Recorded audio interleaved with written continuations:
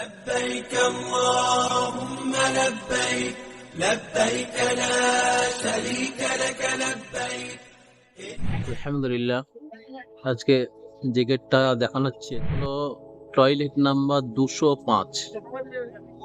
Toilet number 205-এর পাশ দিয়ে এই যে হাজিরা ঢুকছেন, এটাই হলো রাসূলুল্লাহ সাল্লাল্লাহু আলাইহি ওয়াসাল্লামকে সালাম দেওয়ার জন্য এখান থেকেই যেতে হয়। এটা ডাইরেক্ট যেতে পারে না।